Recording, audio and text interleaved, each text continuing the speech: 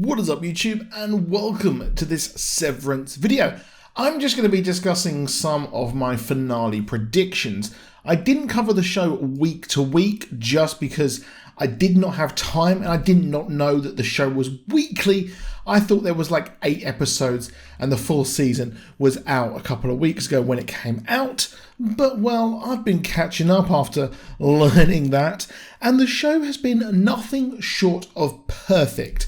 I have not been this gripped on a show since Mr. Robot, and this show does remind me of Mr. Robot mixed in with the game Control and mixed in with the game Portal 1 and 2. Mainly 2 because that had more lore on Aperture Industries. But what the heck is going on? So I just really had to get my thoughts out on some predictions for the finale, which is coming this Friday. And we will be having a video over on heavy spoilers there if you want to join in with that. I won't be doing a full video on my channel as I won't have time, unfortunately, but I want to present my predictions for you here. I've got, I think, 3 or 4 here. Just trying to scroll down here. First one is one which I didn't think until right after the last episode that dropped. So Helly R has been a mysterious person, as we've seen her once outside scolding Mark, I believe in the first episode, and the other time she was smiling and dressed up. We also, like I said, saw her as well via tape saying her innie is nothing. But what is the deal with her? So a theory on Reddit shows she is actually management. In episode 1, we saw her wearing a coat, but it wasn't until Patricia Arquette's character was fired that we saw that they have the same coat. It's clear that the high-ups have the same coats. I will link the Reddit post on this down below as well.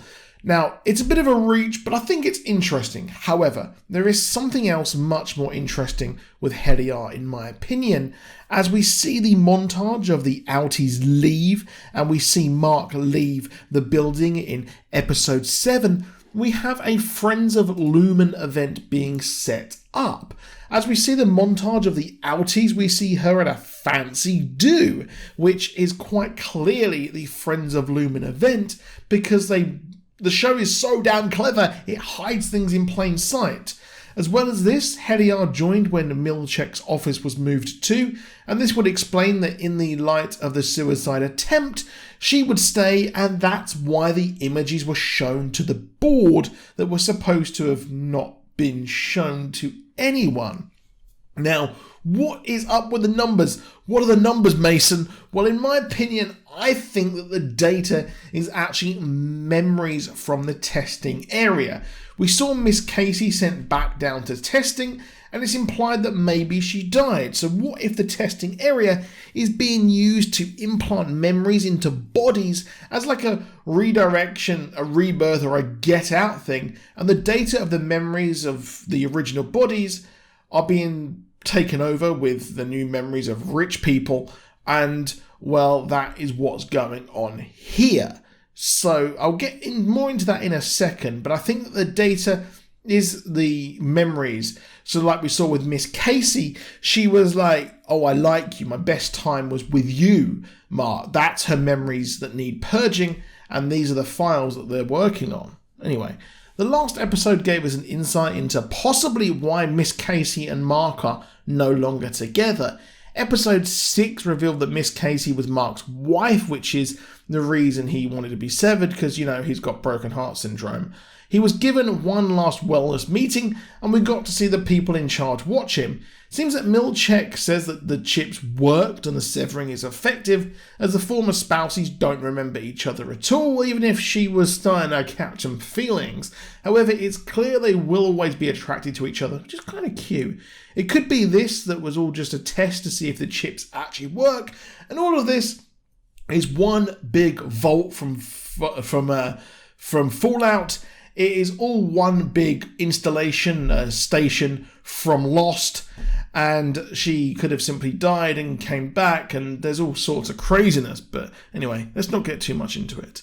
So what is the deal with the Milchick? So he seemed like a normal enforcer guy, but does truly seem to be on the innie side. He let Helly have her reward despite being a few percentages short, and even let the guys have the egg bar, which is coveted as fuck, as Dylan said. He even took Dylan out of overtime, waking him up at home.